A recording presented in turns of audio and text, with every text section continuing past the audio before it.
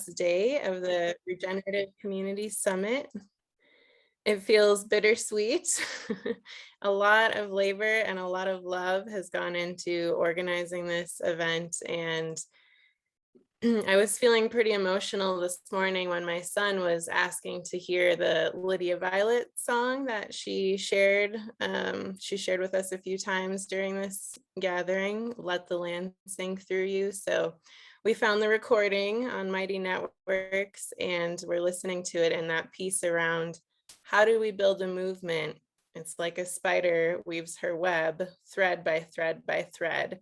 And I feel like that's what we've been doing here, the connections, the nourishment, the inspiration, and the practical learning from each other has been really powerful for me personally, and for a lot of you, I know as well. So thank you for being here for this important closing conversation on regional organizing, which is going to catalyze the next phase of our work. And with that, I am going to share my screen and then turn things over to Jess.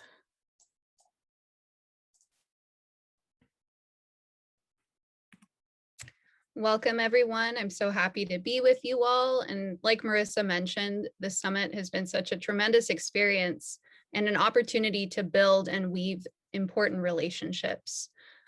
We have a Mentimeter exercise that we'd like for you all to participate in. And we have two important questions to consider. One, an acknowledgement of whose land are you on? A lot of folks have already done that in the chat. But as we're embarking on this conversation around bioregional and regional organizing strategy, we felt that it is like absolutely essential to center and recognize and for those folks who have lived an intimate relationship with the land since time immemorial, and whose wisdom is helping to guide a lot of the work that we would like to be putting forward as a movement as well. So again, reweaving relationship to people, to place, to reimagining what it means to be in the world with each other and create just and regenerative systems.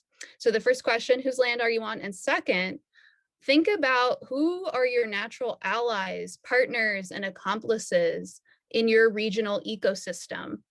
Regional level work is really important, and the scale is bigger, so we need to work together. So those are the two questions.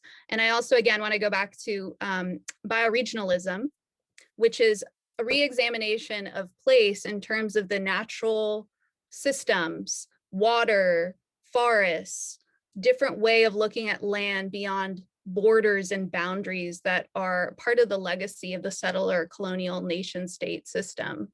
How can we use Indigenous science and wisdom to guide our work forward? Wonderful, starting to see some contributions in the Mentimeter. Whose land are you on? And if you don't know, there's a wonderful resource that I'm happy to put into the chat, or I'm not sure if it's already been put in. Nativeland.ca. Put that in for folks who may not know.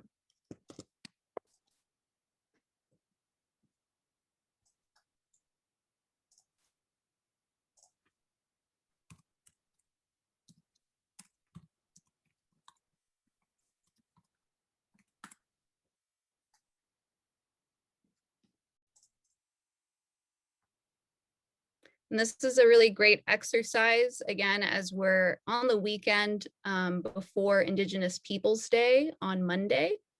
We're going to be sending out a special email announcement with a toolkit that we're going to be really excited to share with folks.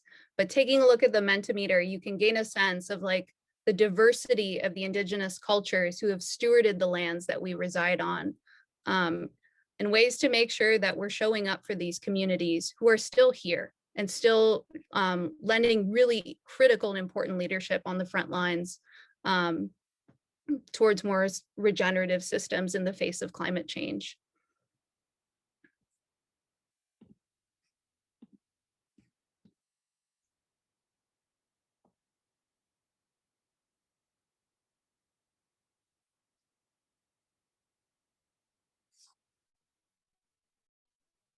Okay, and since things are slowing down here, I think we'll move on to the next question. Let's take one final look at this beautiful picture here.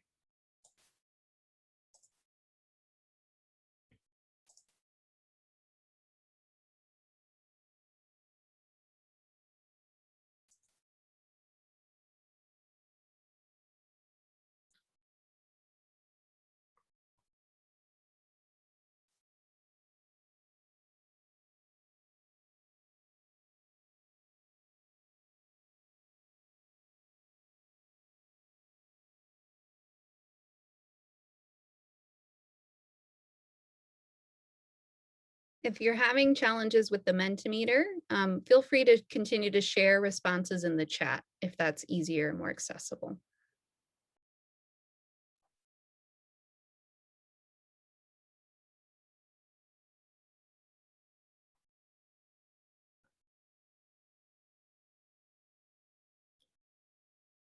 So we're seeing again a lot of indigenous communities, local governments, scientists, other organizations, faith communities, forests.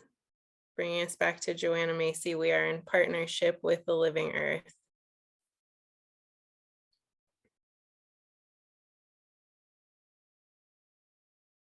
This is great, seeing the juices start to flow, thinking about the many different types of partners who are in our ecosystems in our regions.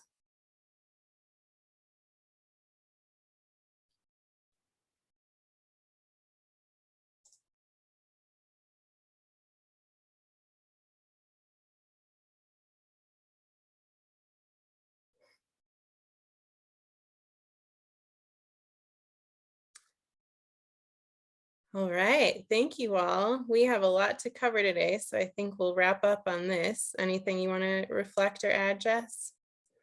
I just want to acknowledge a contribution in the chat. We had some folks naming Indigenous communities in their area, and also recognizing artists, environmental groups, and other political groups as partners and allies.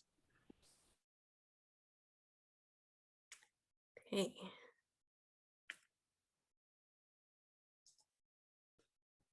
All right.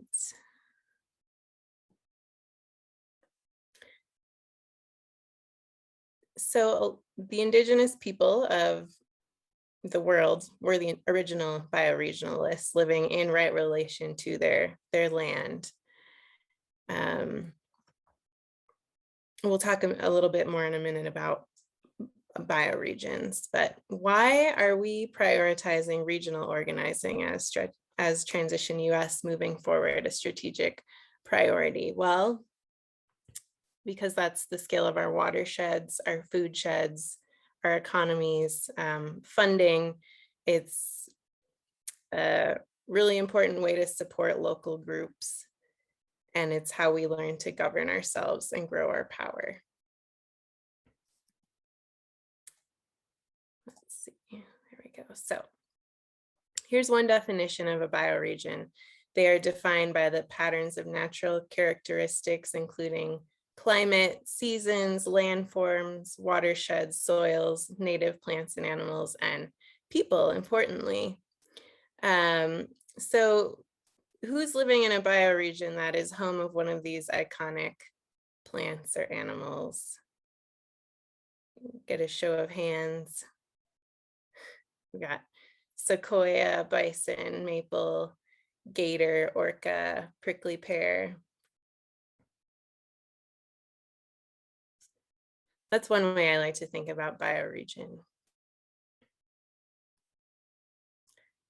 Our watersheds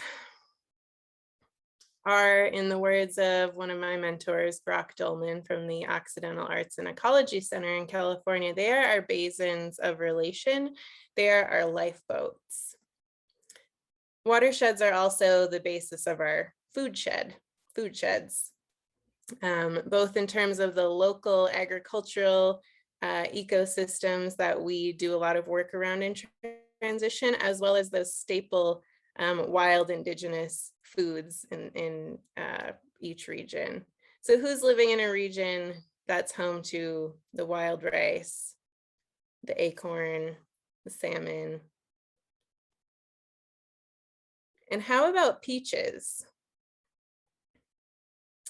So I live in a peach producing region in rural Western Colorado, and something I learned recently is that what is now called the Four Corners area, Colorado, Utah, New Mexico, Arizona, was originally covered in peach orchards that were stewarded by the Dene, the Navajo Nation. And in 1863, to remove the Navajo from their land forcibly, those peach trees were cut down. Thousands of what I've heard some are better than modern varieties of peaches. These are drought resilient, nutrient dense peach trees. And there's a woman who's on faculty at Utah State University, Reagan Witsalusi, who's a member of the Navajo Nation, who's working to restore these heirloom orchards.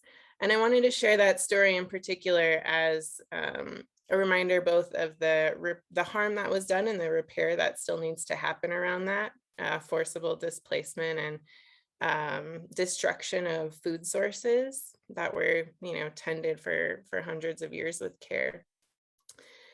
As well as a reminder of the importance of Indigenous leadership in cultivating resilient regional food systems. So bioregions are also the most appropriate scale for organizing at the regional level, because we can be in relation with the impacts of our consumption, our economic choices in a way that we can't in a globalized economy. We can see the impacts of our behaviors.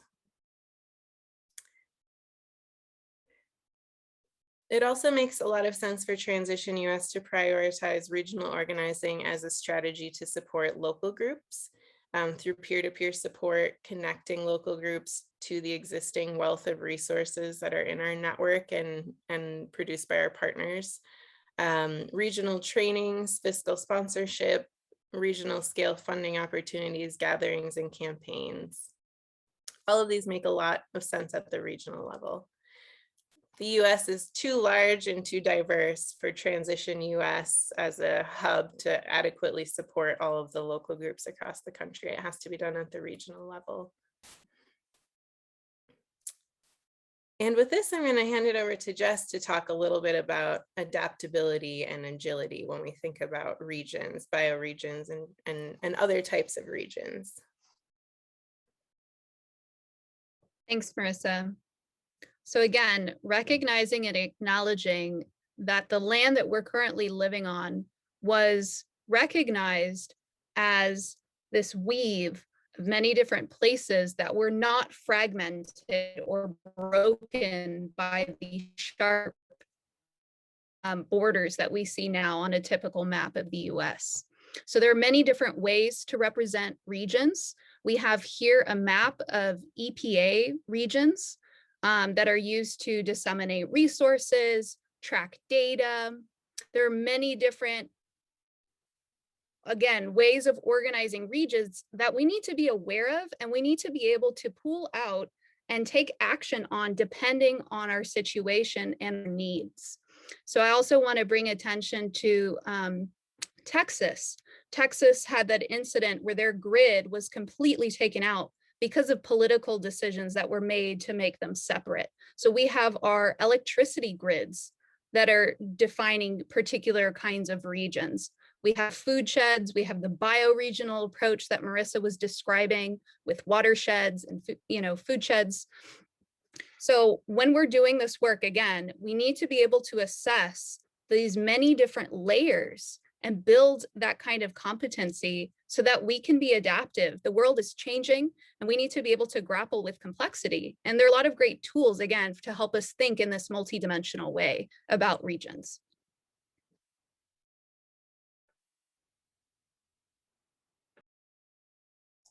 All right, thanks, Jess. Very important piece that Jess has been transmitting to me as well. I agree. Adaptability and agility. So how are we going to pursue regional organizing moving forward? Well, starting with regional asset mapping, who else is out there? And that's the focus of our breakout discussions today. We want to honor existing organizing both within the transition network, and I want to uplift the folks in the Mid-Atlantic region, the NorCal region, New England, and Salish Sea for the existing regional organizing that's already happening there. And we want to think beyond transition and recognize, learn about the existing regional organizing that's happening with other networks, and identifying what kind of existing regional entities we can connect with and plug into. We want to build mutual support and learning and trust from each other, through each other. Leverage the positionality and privilege of our network, our unique resources and strengths to show up for frontline and Indigenous communities, and invest in regional solidarity economy ecosystems, which you'll be hearing more about soon from some of the guests we have with us today. And that is how we build economic and political power to really achieve our goals. So I want to just pause and take a minute to do some visioning, because a lot of what we're sharing today is very heady. There's a lot of information. It can feel kind of abstract, but I want to ground it in the heart, why we're thinking this way, why we're holding this session in this space today. So I want to invite you all to close your eyes if that feels good. Take some deep breaths.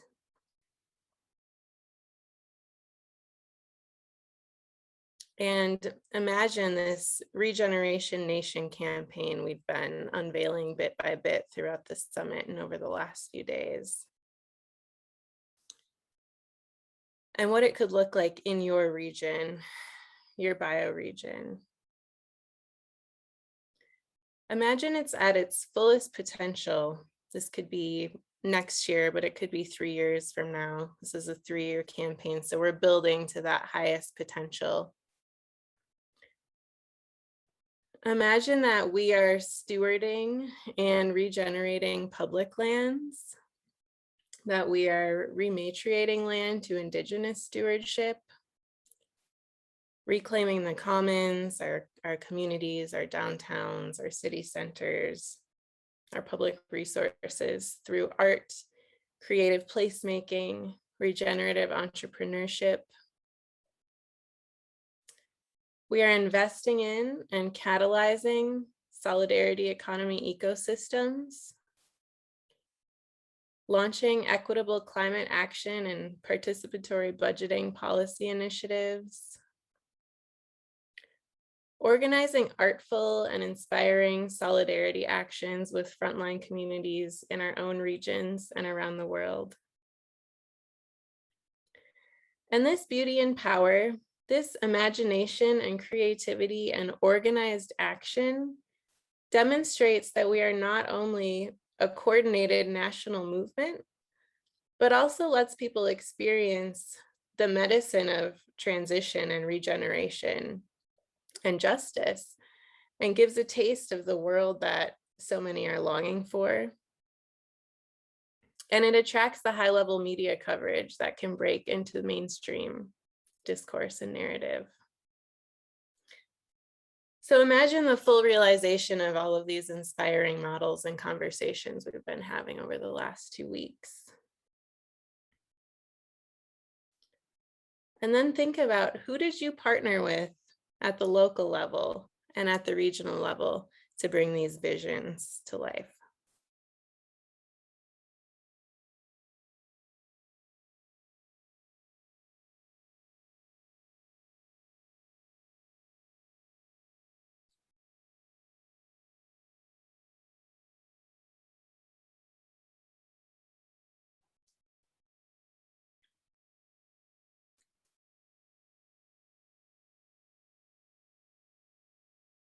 Maybe if you have a piece of paper, or you can easily take some notes on your computer, just jot down a few of the things that come to mind, because we'll be using that later. We're actually going to do some more journaling too. But I wanted to share this to make these next couple slides a little more digestible and palatable and less daunting. This draft regional organizing framework that we've been brainstorming and developing based on years of experience thinking about and practicing regional organizing in transition, as well as learning from other networks doing this work and building upon conversations we've had throughout the summit, but particularly this regional organizing event we held in August leading up to the summit and in preparation for today's session. So this is something Jess and I, along with John Foran, we're currently the Regional Hubs support group for Transition US. We're using this to organize our thoughts. It is not a perfect offering. As Lydia Violet said, this is not the time for perfect offerings, but we're sharing this evolving thinking with you, and everything we do is very collaborative. So there's room for input and evolution, but this is kind of the current thinking about how to approach regional organizing to help inform your breakout discussions that you'll have today. So the values are observation, again, that regional asset mapping, agility and adaptability, as Jess spoke to, systemic thinking, balance with community action, which is the essence of transition, strategic collaboration, centering justice and frontline agendas, stepping into our power and leveraging our positionality, and uplifting youth and other underrepresented voices and experiences in this work. We came up with a great list of questions to help seed and feed these breakout discussions we're having today. We're not going to go through them all. I know it's overwhelming, so we distilled them. You can dig into these. I sent out the draft framework to everyone who RSVP'd for this session through Mighty Networks, and we'll share it in the chat if it hasn't already been shared. So you can really dig into all those questions later, but today, for the sake of ease for these discussions, we're going to have who else is doing just transition and regeneration organizing in your region, and what are their agendas? Please consider frontline Indigenous youth, solidarity economy, and other movements. And then how can we, or how can you as a region collaborate to uplift these agendas and deepen our collective impact?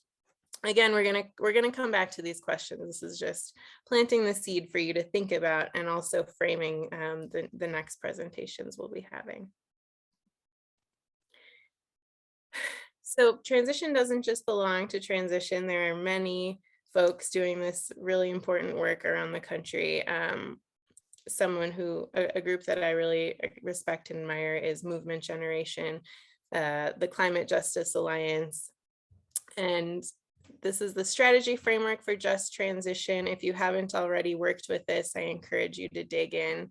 This is an essential resource for this work.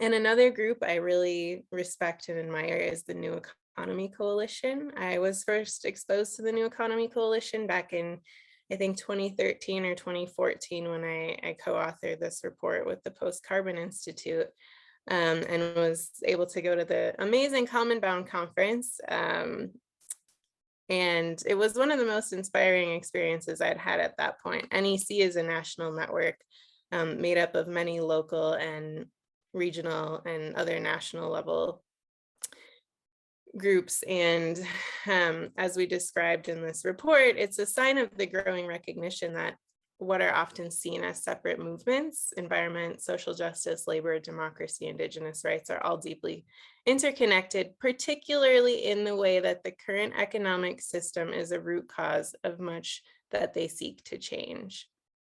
And we heard some questions yesterday around, what's the connection between social justice and climate change? Well, this is one of the important connections, that the extractive economy is at the root.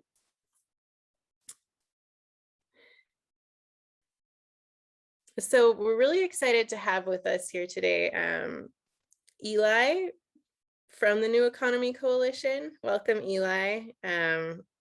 I realized reading your bio, Eli, that we both started, you started with NEC around the same time that I started with transition, and we're both serving in network organizer roles. So Eli was born in Beirut, Lebanon, and immigrated to the US with his parents to escape the Civil War.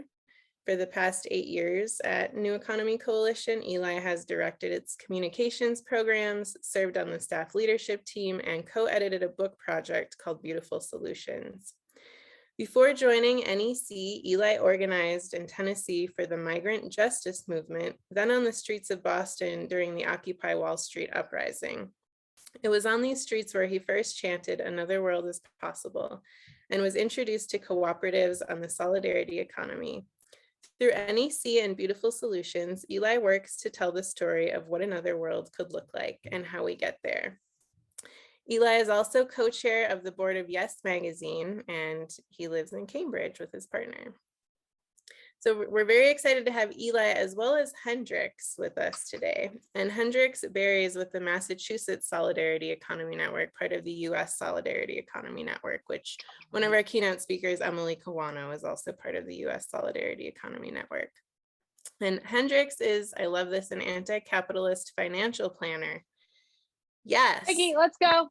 I have your backpack. Let's go. Let's do some muting. Okay.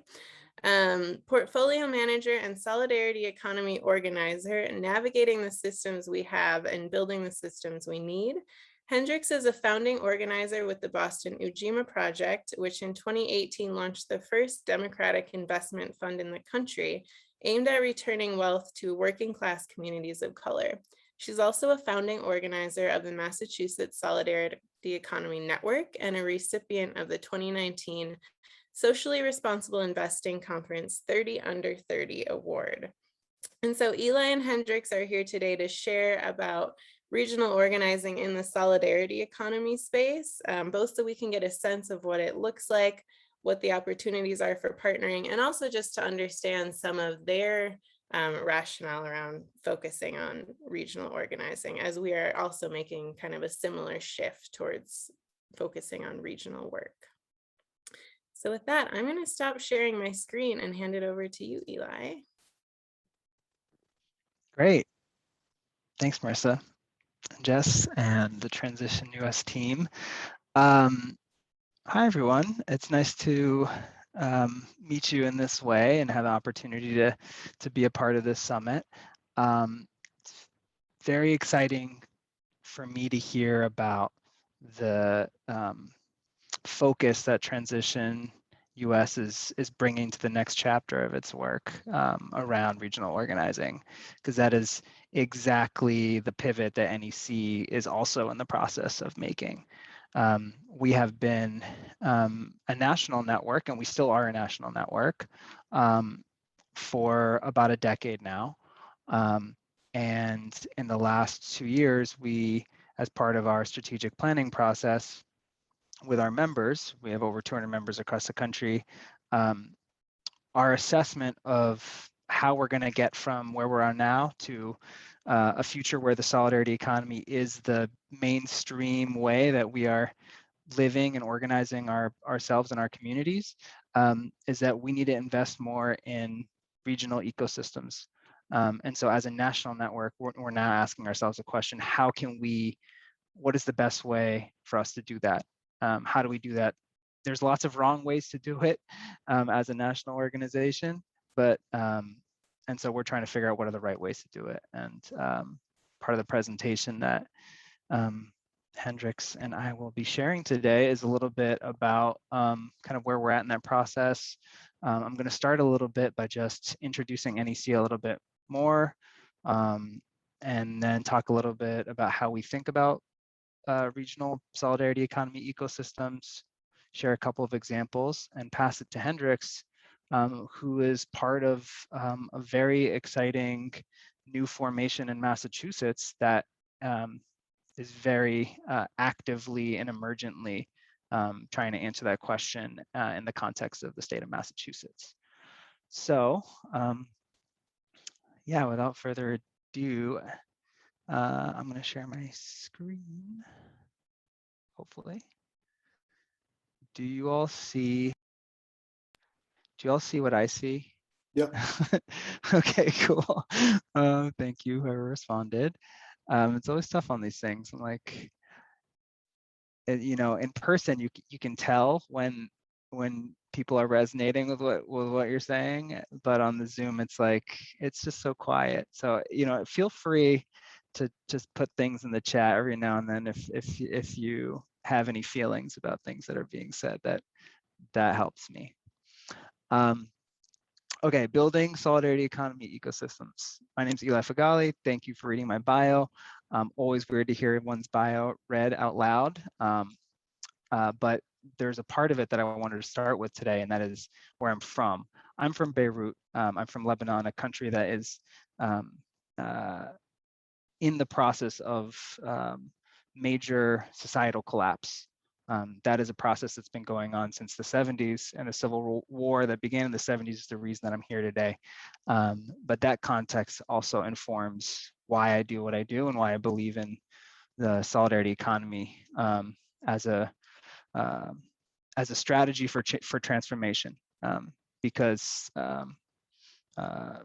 Lebanon, so much of the story of Lebanon is the story of corrupt sectarian political groups and really bad governance. And the story for me about the solidarity economy is creating the capacity for self-governance, for good self-governance and democratic institutions that go across all the different ways that we divide ourselves as human beings, naturally, unnaturally, healthily, and unhealthily. So without further ado, I want to read this quote by Dr. Stacy Sutton about what the solidarity economy is. So the solidarity economy is not a new movement. It has historical roots in Latin America, and in the United States, it builds off the legacy of the Black liberation movement. For me, this is a really important quote to start off with, because the name of the organization that I work for is the New Economy Coalition. And so I always offer this as a disclaimer, because the reason that we use the name is because we do need new systems. We need new ways of weaving together all of these old and ancient practices. And it's helpful for people to kind of think in terms of, you know, new means like forward progress, but we have to first ground ourselves in the facts that we are part of a movement that has a long and storied history that we are building on and learning from, and need to give credit to. What are solidarity economies? I think hopefully for some of these people, this will be redundant, but the solidarity economy was first popularized in Chile and France in the 80s. The practices, again, are as old as human civilization. After all, we're talking about caring for one another, sharing resources, cooperating. And despite what this culture tends to teach us about individualism and competition, cooperation is the reason that this species has thrived on the earth. And it is the reason that we will survive if we survive. Solidarity economy, it is both a global movement of organizations of people, of people's movements, and it's also an economic development framework. It's recognized by multiple agencies of the UN as a way to build community, to develop community economies that put people and planet in front of profit, in front of the profit motive. The way that I think about the solidarity economy is that the core principle is community control of our workplaces, of the land, of financial institutions, of our governments. And control that is rooted in participatory democracy, cooperation, solidarity, and respect for the earth. Just one note here on the side, this image, Collective Courage. If you highly recommend this book. It's the story of the cooperative economics in Black communities in the United States by Dr. Jessica Gordon Emhart. I'm not going to read this slide. It's overwhelming. Happy to share the slide afterward, but this is just a slide to show examples of what the solidarity economy looks like across sectors of the economy. So things like participatory budgeting, community-based currencies, folk schools, community land trusts, and housing cooperatives. A lot of things that you are familiar with, working on, trying to get started. What is NEC? NEC is a membership-based network representing the solidarity economy movement in the United States, or trying to. We are a organizational network, meaning our members are organizations, and we exist to organize our members into a more powerful and united force to try to accelerate the transition of our economic system from capitalism as we know it right now to a solidarity economy. We are 200 plus organizations, a mix of community organizations, policy think tanks, cooperative developers, sector-based networks, movement nonprofits. Some of our members include Transition US, the Cooperative Development Institute, Highlander Center, Sustainable Economies Law Center, United for a Fair Economy. Really incredible groups. If you want to see the full list, go to neweconomy.net, where you can learn a lot more about us there. So our vision, as I previewed before I started the presentation, we are all in on the need to develop regional solidarity economy ecosystems and the need for NEC to be a part of supporting that development. So we see a solidarity economy ecosystem as an environment in which all the things that a community needs, from housing, schools, farms, food production, art and culture, healthcare, transportation, are controlled and governed by the people through participatory democracy, led by those most marginalized by the current economy, and building strong community roots. This graphic on the right, hopefully you can see some of this, but this is just to visualize a little bit about kind of what some of these elements look like in a regional solidarity economy ecosystem, from frontline leadership to participatory governance, and rootedness in history and culture. So, oh man, I didn't mean for the animation to do this, but I'm just going to hit all of it. So this is the way that we've been thinking about these ecosystems and how these ecosystems develop.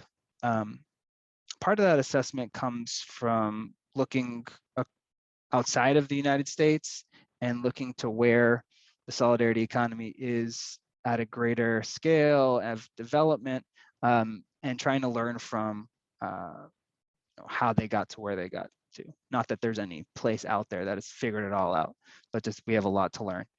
And the way that we're thinking about it here in the United States is as a spiral, where by investing in solidarity economy practices and institutions, we'll see them grow, we'll see them reach bigger scales, reach more people, and more and more people will have opportunities to opt out of the current system and opt into a different way of organizing and living their lives.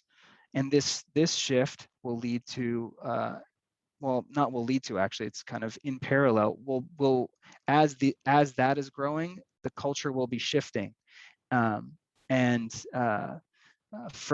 one of individualism and competition to one of cooperation, and mutual aid, and respect for the earth. And this kind of dual cultural shift will create even more opportunities for liberatory and restorative relationships to people on the land. And over time, this kind of spiral of growth and development will lead to interconnected ecosystems and the building of political, economic, and cultural power for a broader transformative movement.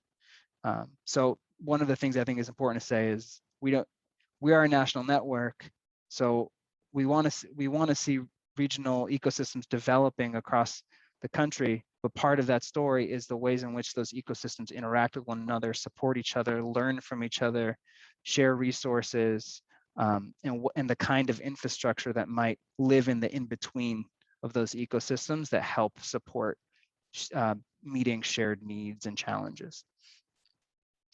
Next slide. Okay, so solidarity economies, ecosystems are going to look different. The word region is like hotly contested. There's lots of different ways to define it. You can define it ecologically, culturally, politically, economically, probably other ways. You know, if there's other ways you think about it, I'd love to see it in the chat. We are still in the very early stages of figuring out how we as a national network want to relate to the different ways that people are organizing by these different regional categories. Mostly our strategy is to just follow where there is energy flowing organically on the ground. And the reason that this is a strategy that makes sense to us is because when we look around at our own membership and we look across the country, this ecosystem development is already beginning, and in some cases is developed quite a bit. I put an example here of Buffalo, New York. Many folks here might be familiar with the story of India Walton, who recently won the Democratic nomination for the mayoral election in Buffalo, New York. India is someone that has been a leader in the New Economy Coalition. She was a Movement Voices Fellow a few years back, and has been a longtime leader in Buffalo, running the Fruit Belt Community Land Trust. He is someone that has a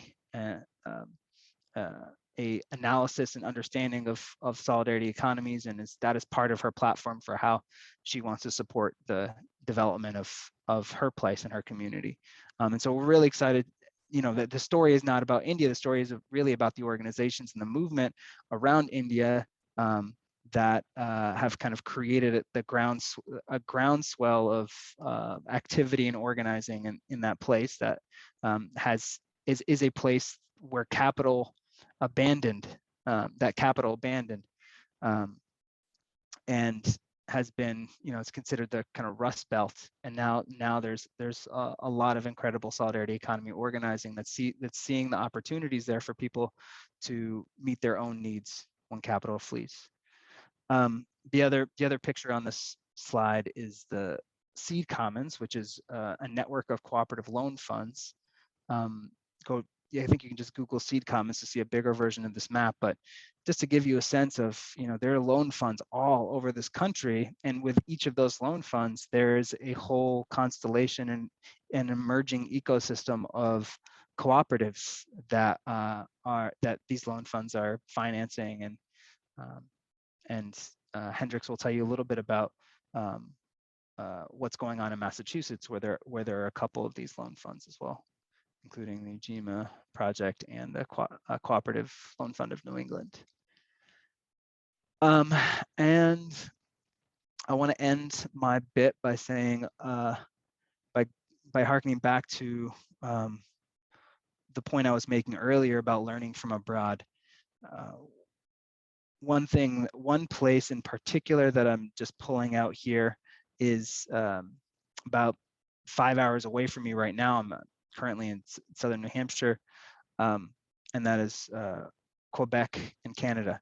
I've learned so much from the development of the social economy in Quebec, and social economy is the term that they use over there. In the past 30 years, that they have grown over 11,000 collective enterprises with over 200,000 people working in the social economy. It's a huge sector, and they have their movement has a national organization called the Chantier de l'Économie Sociale, with autonomous regional hubs in different parts of Quebec that are connected, and a board that's governed that contains representatives from different sectors of the economy, First Nations representatives, movement, and youth representation. Yeah, they in many ways are ahead of where we could go, and there's lots to learn from there, and also there there's a lot that we have to teach. In fact, one of the things that we have already taught Quebec is about community land trusts, which is a movement that actually started in the United States and inspired a lot of organizers in poor communities in Quebec who are looking for new strategies to bring land into nonprofit ownership and out of the market. And so that's just an example of like how cross-pollination between regions can really lead to their mutual growth and development. Yeah, so I've been talking rapidly. Hopefully it's been useful. I want to end on this quote before I pass it to Hendricks. I want to end on this quote from a great hero of mine and ancestor in this work, Grace Lee Boggs, who talked a lot about what the kind of modern day revolutionary could look like. She used a phrase solutionary, and I'll just read this quote. This is what true revolutions are about. They're about redefining our relationships to one another, to the earth, and to the world, about creating a new society in the places and spaces left vacant by the disintegration of the old, about hope, not despair, about saying yes to life and no to war, about finding the courage to love and care for the peoples of our world as we love and care for our own families. So this is the spirit in which I think all of us should be moving forward as we do this regional organizing. And I'm excited now to pass it to my friend and comrade Hendricks, Barry, to talk about the work happening in Massachusetts. Thanks, Eli. Can you guys hear me okay? I just switched headphones. Thumbs up, awesome. Yeah, it's interesting. I met Eli on, I think, the day of Common Bound 2014, which was the first day of my internship at the New Economy Coalition, which was the first thing I did after graduating college. And it really sent me on a wild and exciting track of discovering, redesigning economies and the opportunities to design finance, design real estate and housing, design business in a way that better suits our needs as people and as a planet, and that incentivizes collaboration over competition and endless growth. So we launched the Massachusetts Solidarity Economy Network in 2018, although it's kind of hard to put a date on it. Just solidarity economy initiatives like co-ops and land trusts and time banks across the state had been meeting every few years just to touch base and see what was going on in different parts of our relatively small but pretty active state. And it was in 2018 that we kind of looked around and realized that there was a critical mass of not just isolated or individual projects that fit within solidarity economy values and framework, but that we also had a number of groups that were mini networks or that were doing education around specific areas of the solidarity economy, like, for instance, the Wellspring Cooperative Network in the Springfield area is a network of cooperatives and an incubator for cooperatives. There's the Solidarity Economy Initiative, which is more Eastern Mass focused, that works with grassroots organizing nonprofits who are mostly oriented towards fighting extractive economics and extractive policies, and the work that they're doing is helping those resist groups learn about solidarity economy strategies and building the new as they're fighting the bad. So there's a lot of just exciting work happening, and we just reached a critical mass where we really had an opportunity to look at the web between and try to build the web between these initiatives across the state. Because when you think about an economy, it's not, it's not just a single business doesn't make up an economy.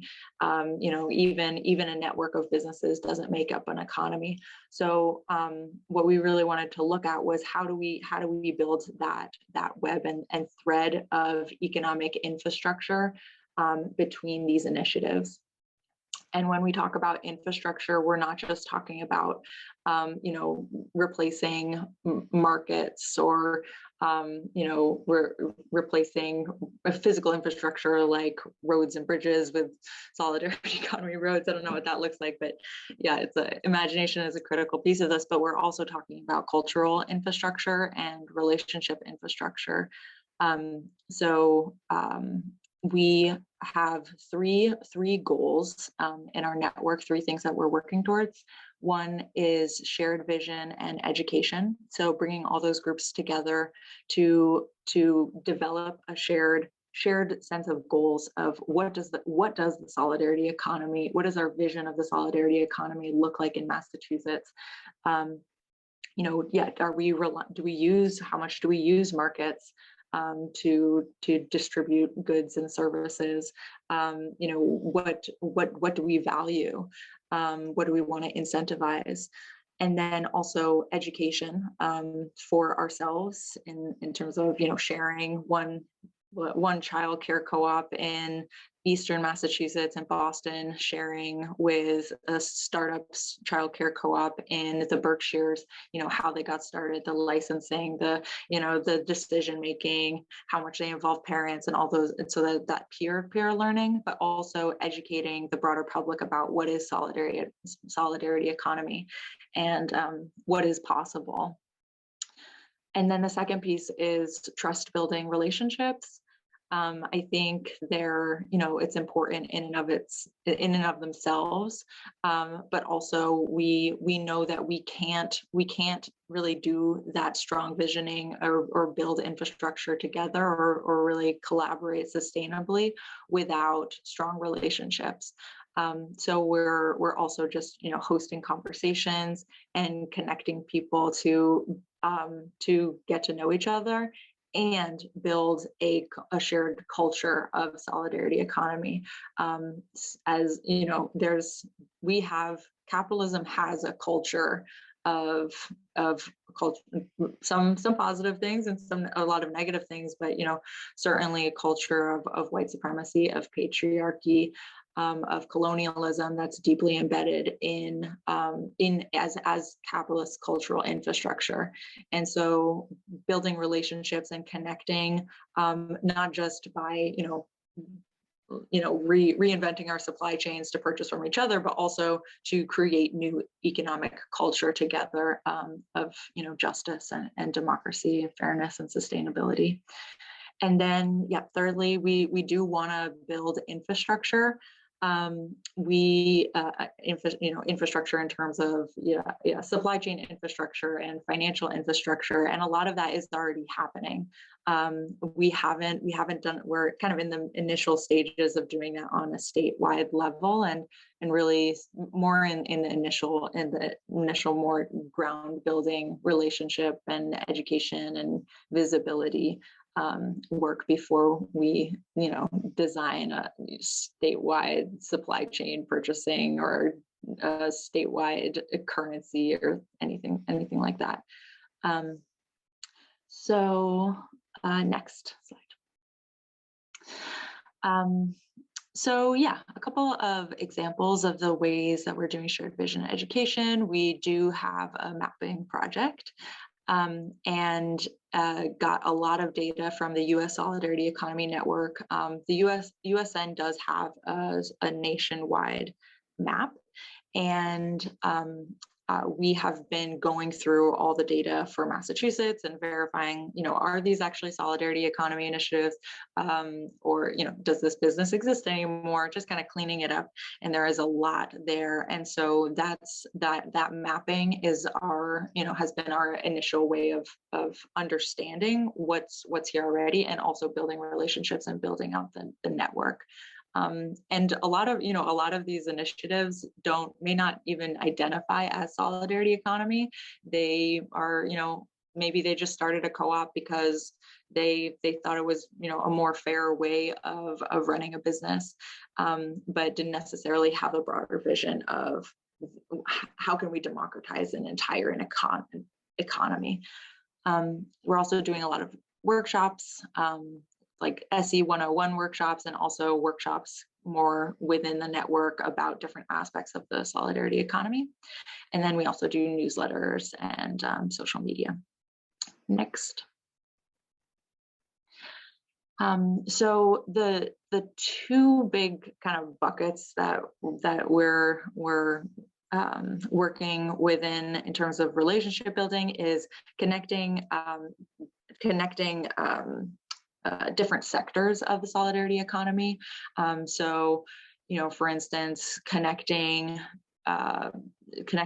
housing organizers with transformative justice organizers to talk about, how the importance of housing and stability in just transition and a world of post-incarceration.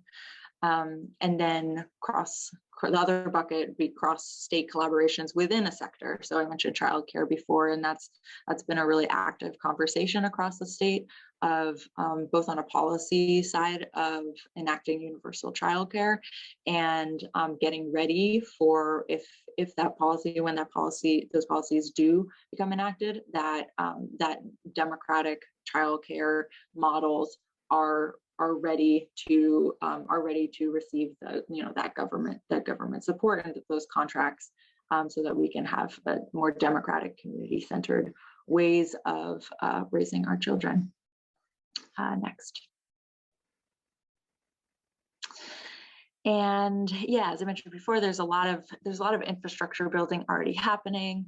Manos Unidas is a group in the Berkshires that is doing a lot of co-op incubation and trainings. So there's kind of like technical assistance and education infrastructure that's really important. We have universities and schools that educate people in capitalist economy. We need that for solidarity economy. The Boston Ujima project is a reparations loan fund that uses a participatory budgeting process to make investments. So, we also need financial infrastructure and different and alternate, more democratic governance structures. So how do we democratize finance? So, these are models that are working on a small level in Massachusetts that I hope the network can expand to a regional level. And then the Coalition for Worker Ownership and Power is our sister network, which launched at the same time. They are a statewide network that's working on worker co-op policy. And so, we're working together with them to bring in other sectors of the solidarity economy to support the worker ownership organizing. And that's it. So thanks everyone for having me here, and really looking forward to the continued conversation.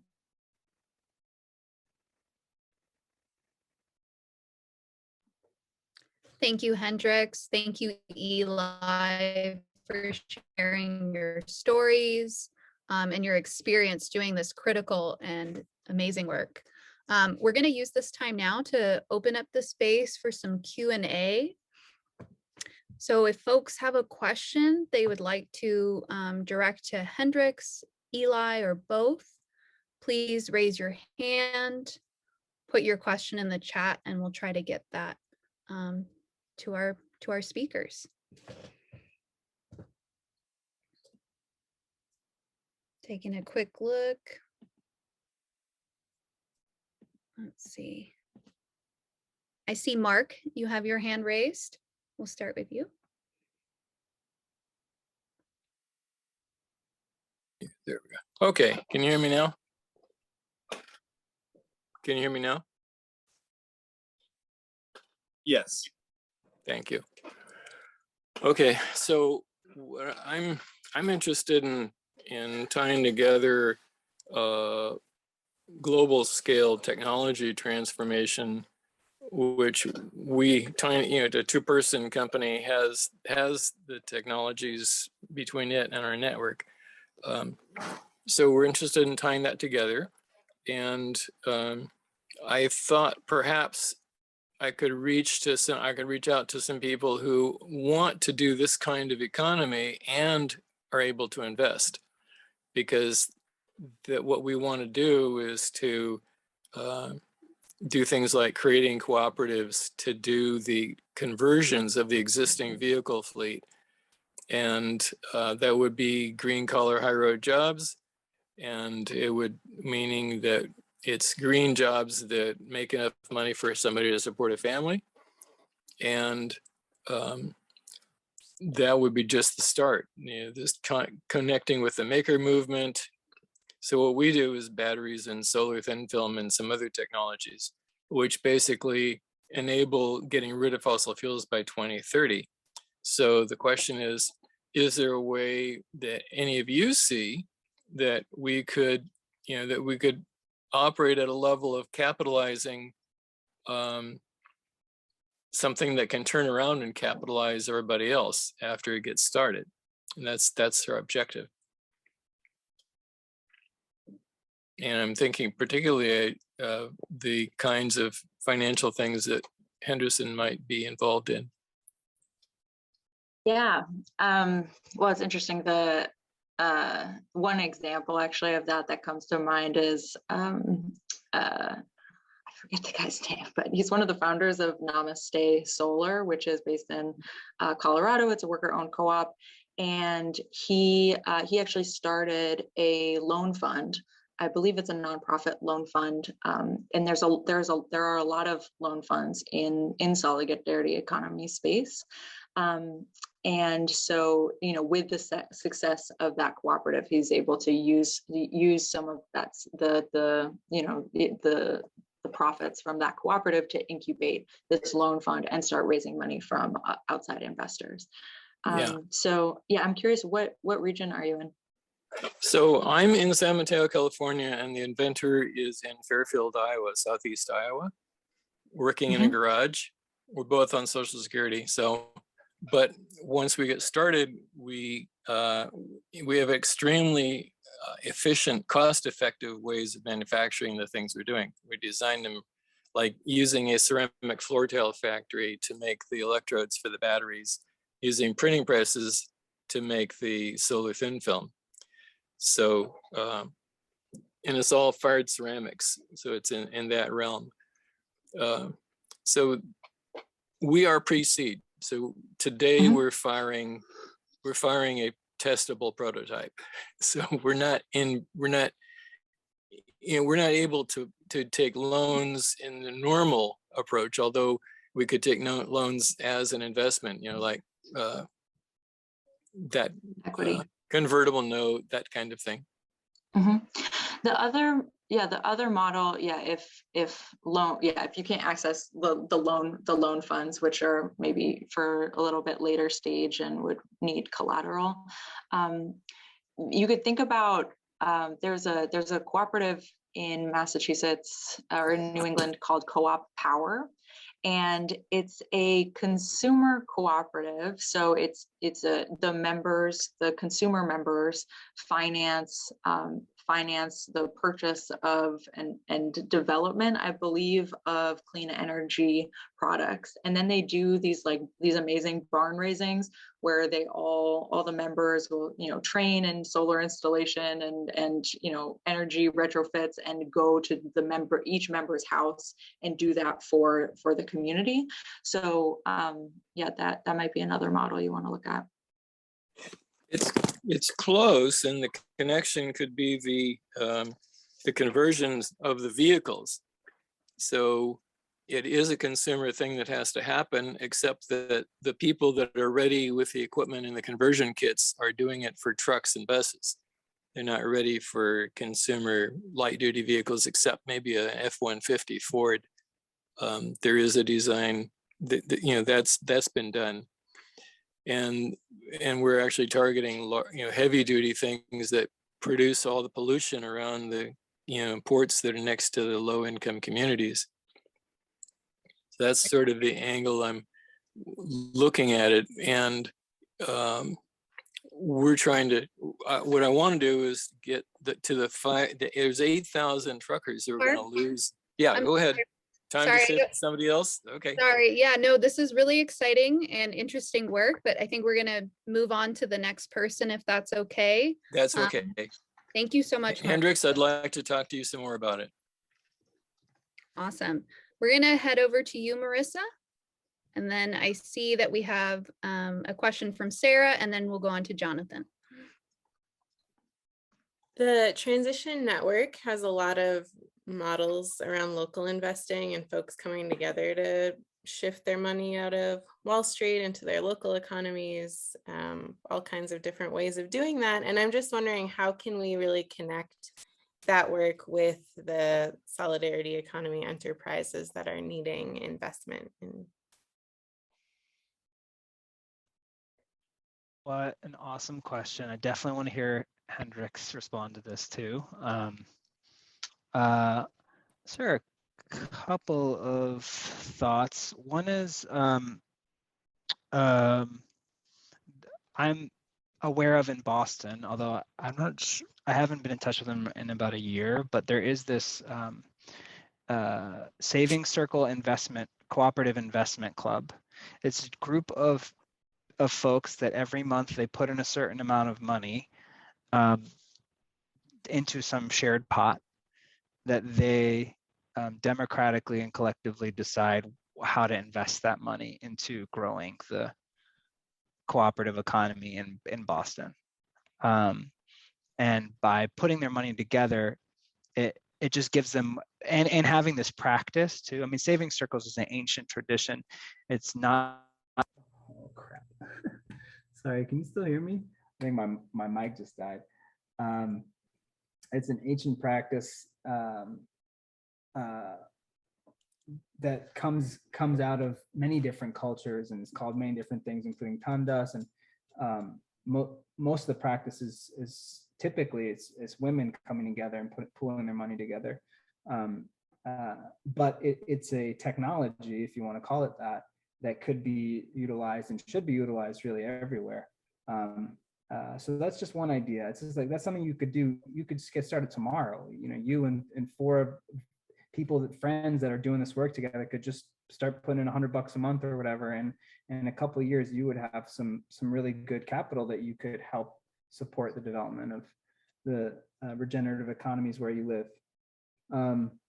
And then just do some of that community mapping and see what are those investment vehicles, like Ujima Boston, for example, which is this loan fund that has individual members in Boston, that part of the kind of responsibility membership is helping to govern a shared pool of money that gets invested into small businesses and cooperatives in Boston. So there's not a Ujima everywhere, but there are things like Ujima. There are more than just Ujima out there. So definitely recommend doing some of that community assessment. Hendricks, anything you want to add to that? Can you restate the question? I was busy in the chat. It's about investing, I take it. How can we connect local investing networks and saving circles and things like that with solidarity economy enterprises needing investment?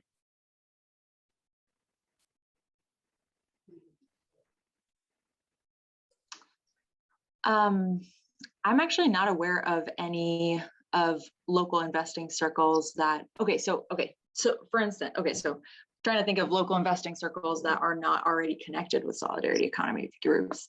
And, you know, of course, there are like angel VCs. Like the ones of people here in the room today is kind of what I'm asking about. There's folks, Minneapolis, Philadelphia, yeah, different places around the country that are associated with our network, and how can we connect them to those enterprises? Cool.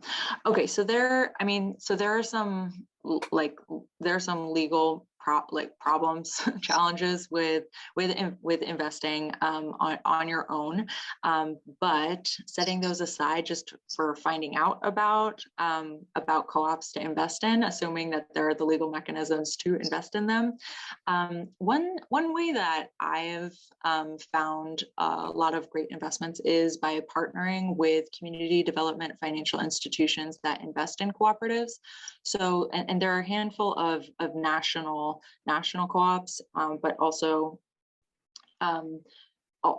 networks like Seed Commons, where there are local hubs. So, you could reach out to like the Local Enterprise Assistance Fund or the Cooperative Fund of New England, Seed Commons.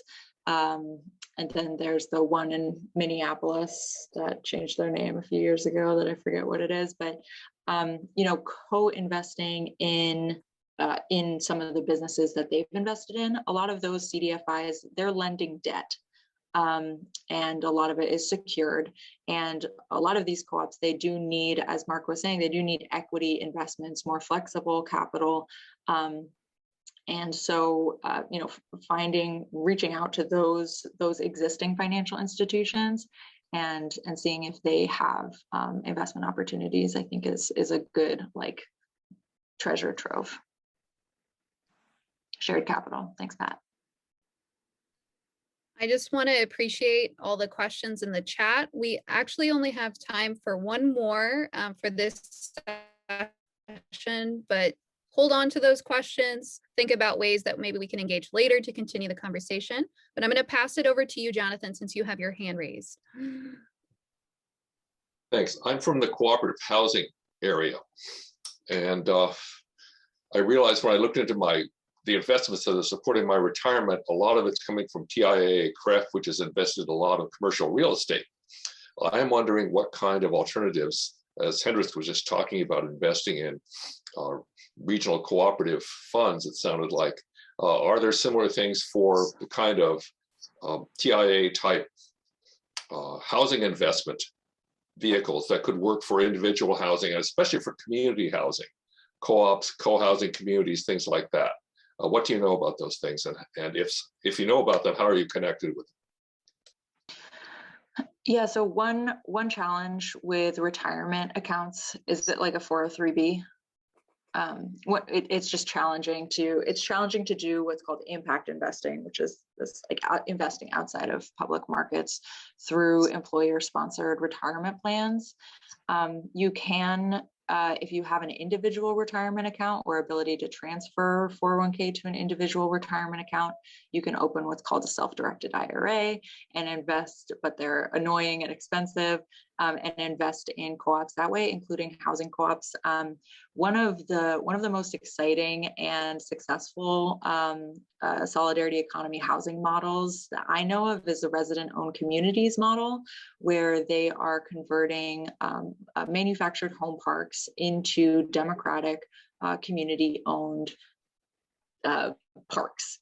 So, and one of the reasons why it works so well from a financial perspective is that, the owners of mobile home parks are able, since often people who live in mobile home parks don't have any other option of where to go, they're really able to just, developers are really able to extract a lot from those communities.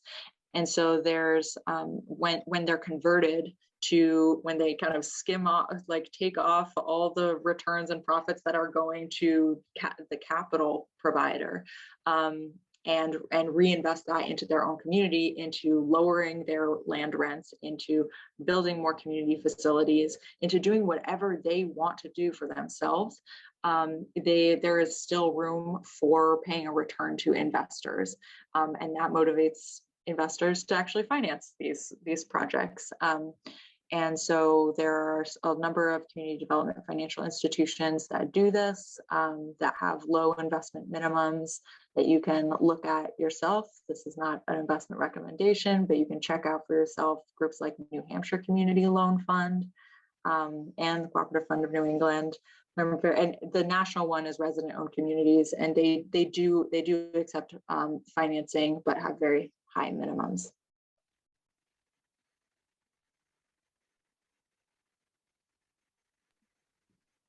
Thank you both so much for your answers. And again, hold on to your questions, folks. We did go into some nitty-gritty details around investing. And there are many different ways to do our regional organizing work, but at the end of the day, as our speakers have mentioned, in terms of the shift and the focus for Transition US, we want to get real about where power lies and how we can better empower communities to make the decisions they need to make for a better, more regenerative future. So we do have to get honest about money. We have to get honest about resources and where they're flowing. We're going to move in now into a journaling exercise. And I'm wondering, Marissa, if you could share those questions that we'll have for folks to consider. We're going to take about 5 minutes to kind of distill the juices. We've had a lot of different topics brought up. Folks may be engaging with different areas of the conversation. So we want to take some time to distill that before we go into our breakout rooms together.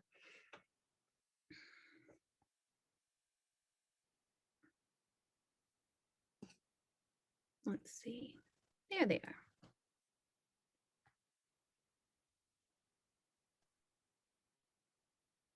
All right, so these are some questions we want you to sit with, take a few minutes to write out and reflect on.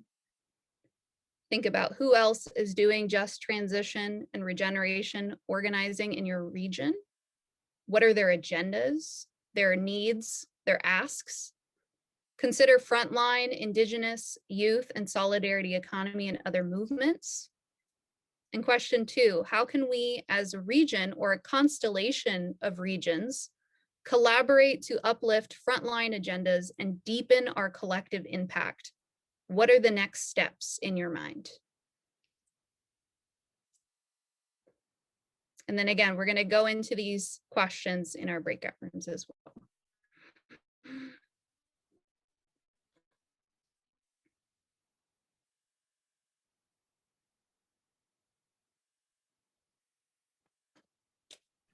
How long are the breakout rooms going to be? It's a great question, Marissa. They are a little over an hour.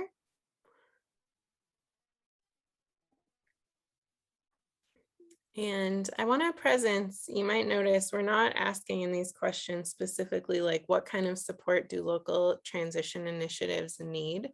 There's a reason for that. It's because we've asked that question many times and it was a big piece of our strategic planning input gathering, and we have a lot of suggestions and recommendations. We feel like we have a good sense of what is needed and being requested, and what we need are the human and financial resources to support doing that work. But just if you were so one, we're looking for volunteers and donations to better resource that piece of our work, the local initiative support group that'll be working closely with the regional hub support group. And 2, I'm just presencing, you might notice that that's not in there and it's intentional. It can still come out in your session if it needs to, but we're asking you to do this kind of strategy work because this is a unique space and a unique opportunity to have this conversation. So we'll give just a few more minutes to jot some notes down. I see a question here about what is meant by frontline agendas. So frontline communities are those communities that will experience the first and the worst impacts of climate change. So we see Indigenous communities, communities of color, low income communities. So we want to be working in solidarity, especially as we acknowledge our privilege and our positionalities. And I put a link in the chat for more on that, David. And agendas is really, what are their needs? What are they asking for? How do we show up in support of that work that's already happening? And then to really take this conversation to the next level, it's like, how do we uplift this existing work in our regions while also strengthening our own groups and our own network? So that's what we mean by deepening our collective impact.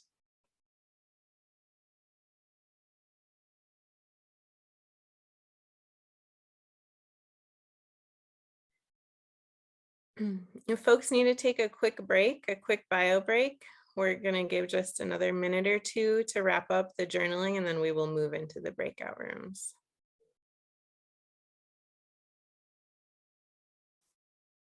But we know these questions are a lot to sit with, and that's why we wanted to give you some time to sit with them before we move into talking about them. All right, we're going to gear up to move into our breakout rooms.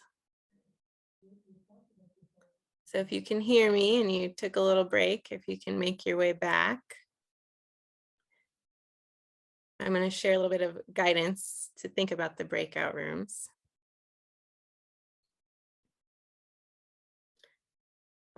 First of all, again, we're presenting these specific questions because we'd like for this space to go deeper than just networking, if possible, into strategy. Yes, definitely there's a networking function, and you'll all have time to introduce yourselves and share a little bit about your work. But we also have the Mighty Networks platform where you can continue to engage with folks in your region. We can also work with you to host future sessions for your region. So as much as you can, work with these questions that we've shared, but also do what feels right and needed for your group. A lot of you I've contacted because you've been involved in regional organizing work already, and I'm hoping you can have kind of a hosting role for your group, for your region. So just making sure that everyone gets a chance to speak, the airtime is shared. We have a notes document that will pop in the chat. We definitely want to have good notes taken for each region, and you can also share your contact information so you can follow up by email as well. And the purpose here is not to bring forward your own personal agenda, but listen for the collective wisdom for the region.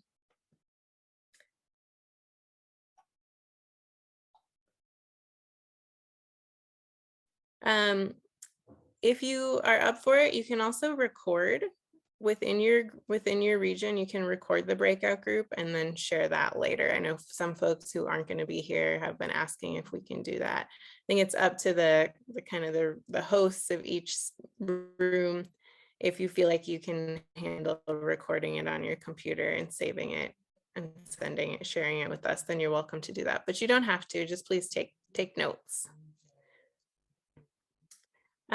Jess, is there anything you'd like to add before we go into like the logistics of actually moving into the rooms? I'm off camera because my connection's a little shaky, but at this point, I don't think I have anything else to add, just reiterating the point that Marissa mentioned. Follow the collective wisdom. I made a mention, and Hendrix and Eli have mentioned the importance of community mapping to know what is already there, and really connecting with the spirit that this world that we're hoping to build is unfolding and blossoming. And how do we support that? All right, welcome back, y'all. I hope you saw my little message about please designate a reporter to share the key highlights from your group. We're just going to have 2 minutes for each group to report back.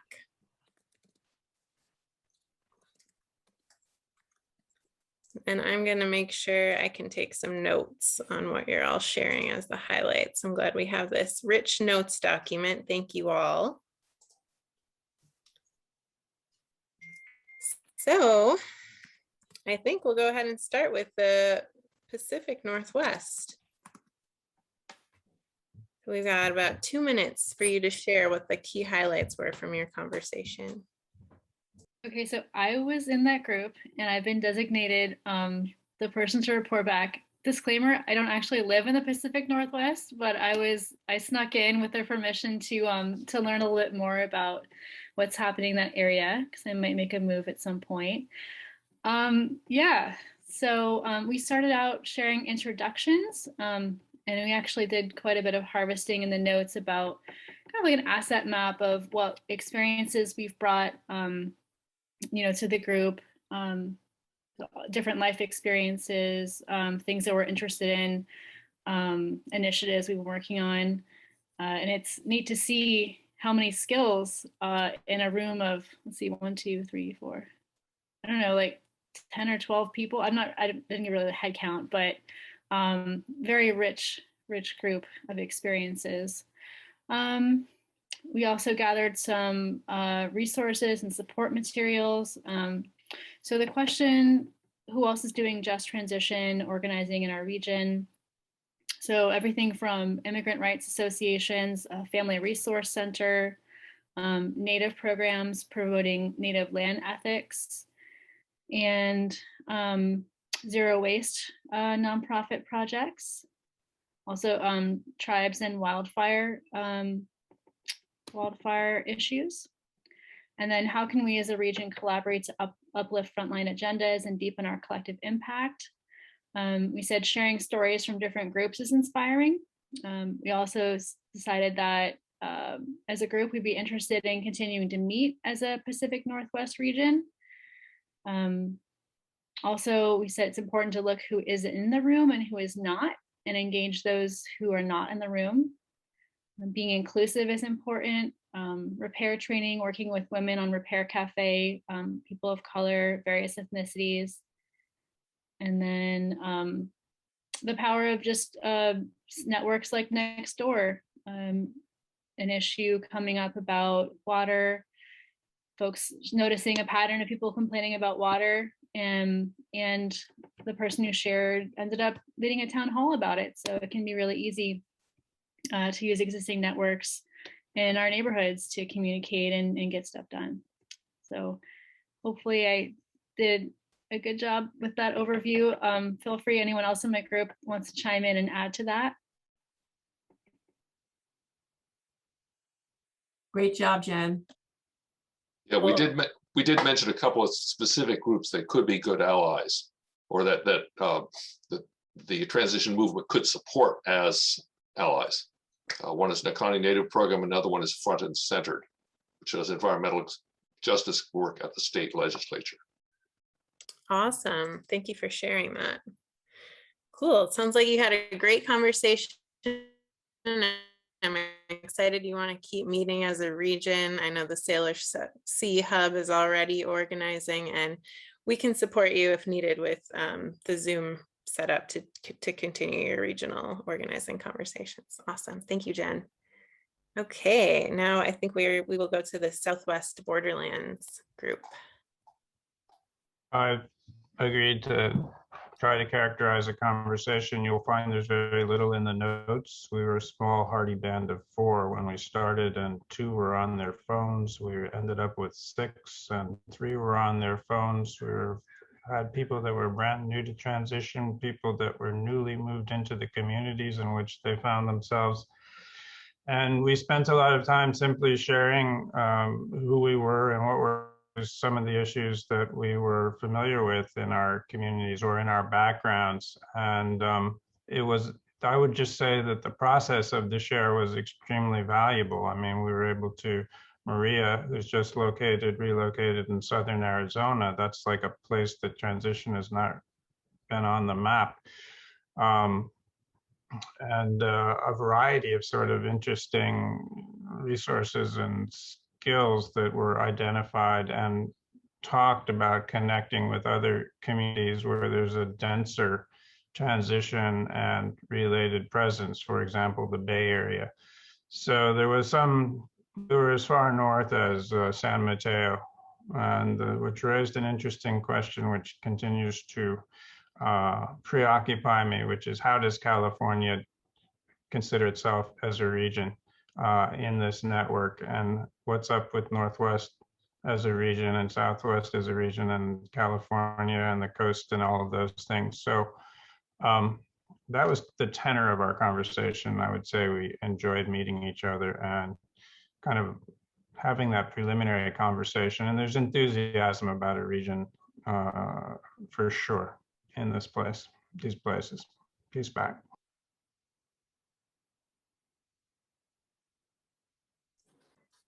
All right, thank you, John. And now over to the Mountain West. We didn't actually pick anyone, but I guess I can go ahead and folks can jump in if I miss anything. We were, I guess, I suspect that we're the largest group geographically, Mountain West and Great Plains. We didn't actually have anyone from Great Plains, so mainly Mountain West. 2 from Paonia, 1 from Fort Collins, both in Colorado, and then 2 of us from Helena, Montana. I guess we spent a lot of time, kind of talking, elucidating groups and networks and individuals who are doing work in our community or our areas. I don't believe that we had quite the critical mass to move forward with anything at this point. But certainly at least this initial connection is helpful. And I think I also heard that there's some indication from folks that they would like to still focus on the local rather than the regional.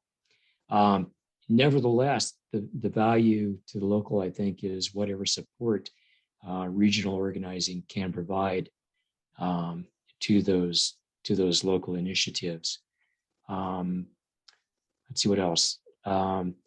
We're largely rural. That may be in somewhat contrast to a lot of other groups.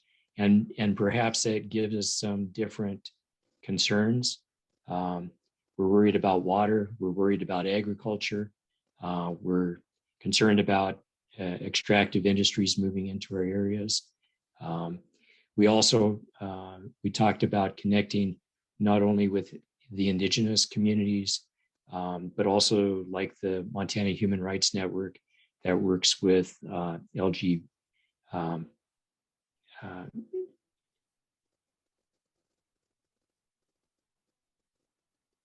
groups.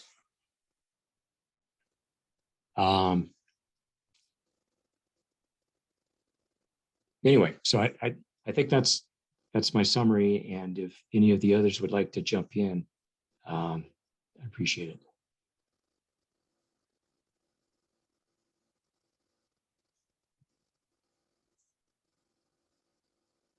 Okay, thank you, Mark. In the interest of time, I think we'll keep moving on. And then if we have time at the end of the harvest round, we can let folks chime in if they have additions. Thank you. And now we have Midwest and Great Lakes.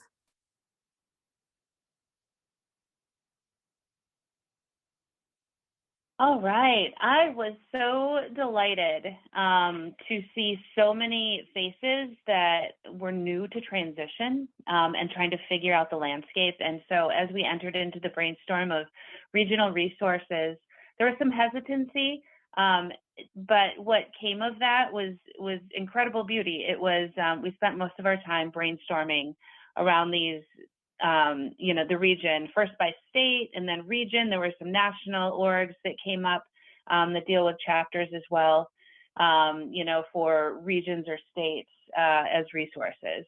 And one thing that we touched on when it came to how to uplift was really focusing first on water, since the Great Lakes, as Paul Carlson has pointed out, is 21% of the fresh water in the entire world. So that would be a common unity and a theme to focus around. And then sacredness. So the sacredness of water. And then coming from there, really being able to map the resources that we have around, and then prioritize and brainstorm, other projects that could be done.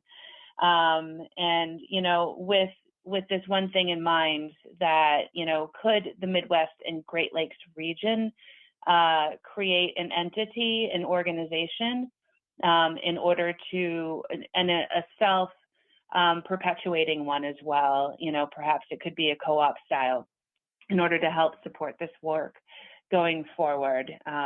So I believe I captured everything, and like everybody else said, please chime in from anybody from Great Lakes and the Midwest if I had missed anything. Awesome. Thank you. Thank you. Thank you. Thank you. Great summary. And I see copious notes in that document. Yeah, water's a theme in all of the regions, it would seem. Makes sense. Okay, on to Mid-Atlantic.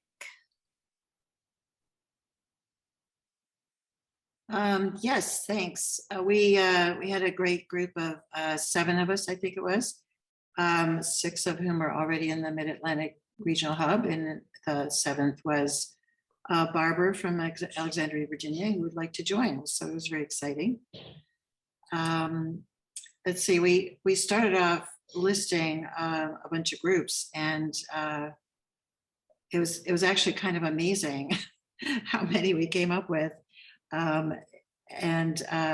It just really was kind of overwhelming how many groups we could be allied with in the area. I think some of the highlights, though, that came out were working with the indigenous tribes in the area, and at least in our area, the Chester City Black groups that we've been working with to some extent already. There's also a regional group in the area called All Together Now that is looking at making local supply chains. But we also had an interesting conversation about the Quaker groups, and particularly the eco-justice groups that they're usually involved with. Rita regaled us with her plan on entering a Quaker retirement home and turning it into an eco-village as well. So we're really looking forward to that happening. There's so much more I could say, but I think I'm going to have to stop there. Thanks. Thank you, Shari. And I forgot to mention, I heard really juicy tidbits in all the groups that I dropped in on, and heard things like eco-villages, community land trusts, youth educational programming in schools. So it was really nice to drop in on you all. And yeah, I hear the exciting conversations happening. All right, now we're going to go to New England. Yeah, New England, we had a small group, maybe 9 of us, definitely 2 people who are interested in joining our nascent New England meetings. And we talked about what that means, New England, and the ring of that, and whether NE should stand for Northeast instead, or even Maple Nation, which is what Robin Walkemer calls this area. So we had quite a couple of questions about, how we would draw our borders. We did quite a bit of mapping of assets, and well, we call them assets, of allies and other groups that we are already working with, and already allied with, and just through our transition initiatives, our local initiatives. So bringing that together.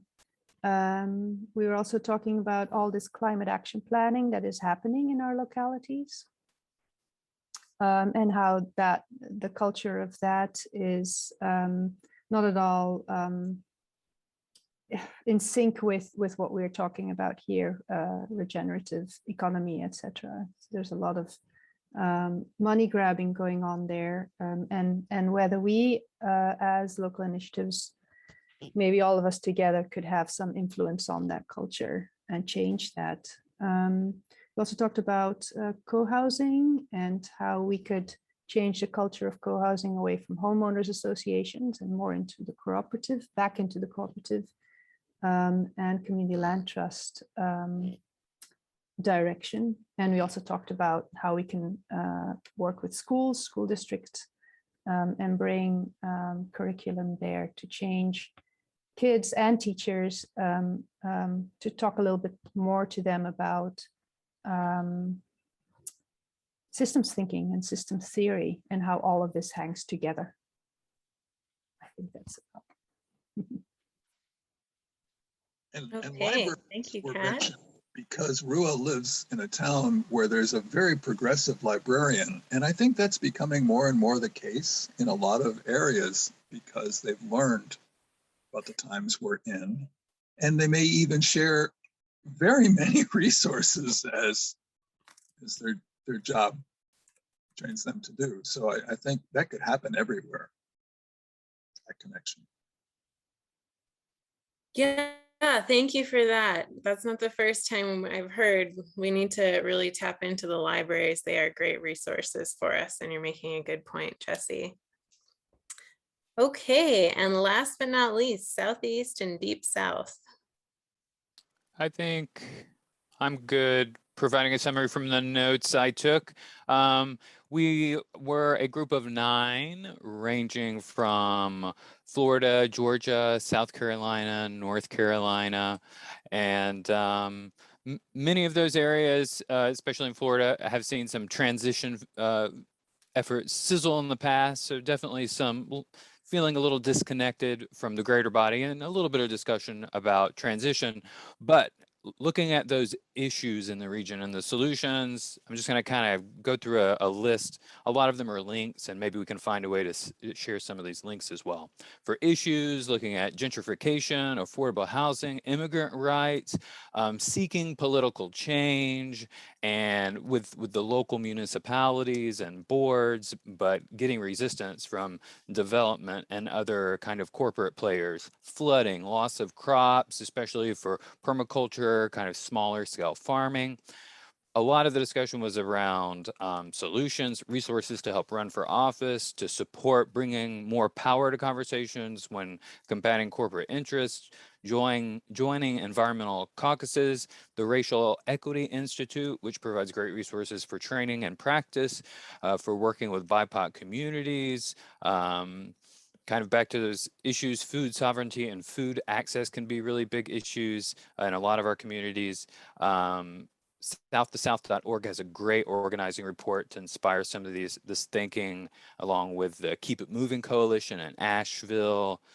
Artists for Climate Action is a great resource. In Orlando, there's Infinite Zion Farms, doing work with inner-city BIPOC communities, doing small-scale ag, UU churches with national and congressional programs for anti-racism and connecting with indigenous communities.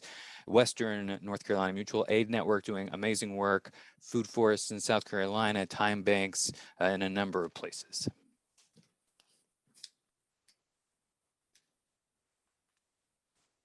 Thank you.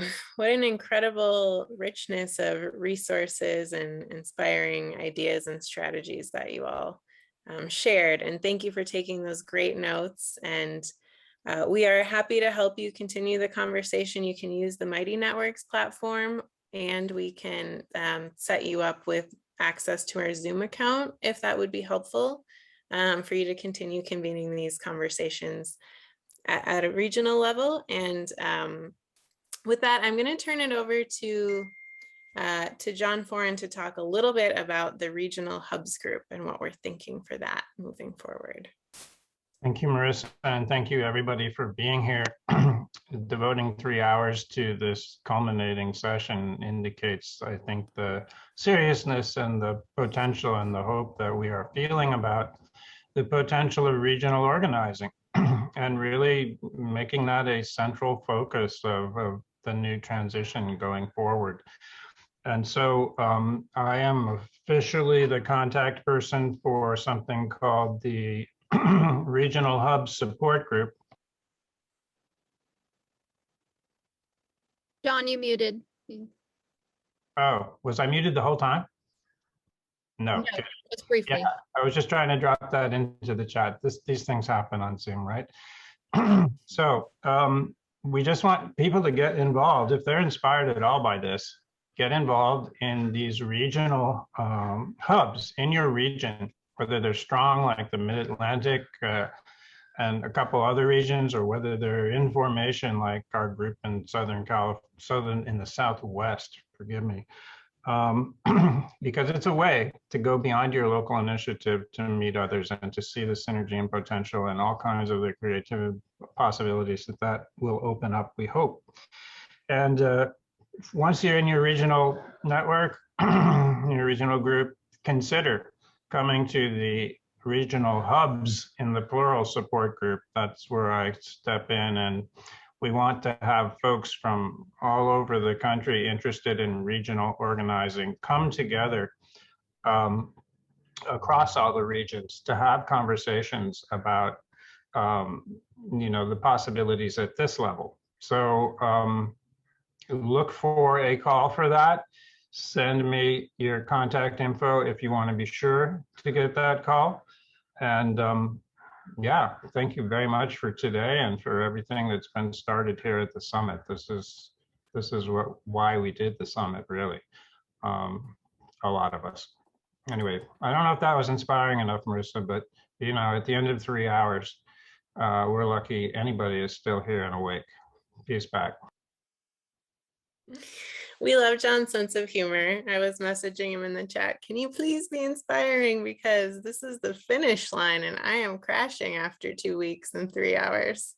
So with that, I'm going to turn it over to you, Jess, to say some closing words. And then we're going to have a gratitude ceremony to end this whole summit. So you can just stay on the same line if you want to be part of that. It's going to be a brief and informal just sharing of gratitude. Over to you, Jess. Yes, please do stick around for the good vibes and continued community connections during our gratitude space. I'm feeling inspired. I don't know about you all. It's always helpful to do the gallery view and just take a look at the awesome humans who are sharing space with us on this call. I'm seeing these like glistening tendrils of relationship, of possibility, and so we need to tend to these. So please do stay tuned, stay connected. As John mentioned, we're hoping to get that regional hub support group space open and available for you all. Mighty Networks will be a tool and a platform for further communication and connection. We're going to keep that open so long as folks are actually using it and finding benefit from it. So do let us know about that. And I also want to remind us that tomorrow is Indigenous Peoples Day. So just taking this conversation tomorrow into your reflections. Sorry if I'm breaking up technology. We will be sending out a special email with a toolkit that I've been putting together and just an invitation again to really feel this work, feel that call, that invitation to let the land sing through us and really build out this regional organizing work. So thank you everyone.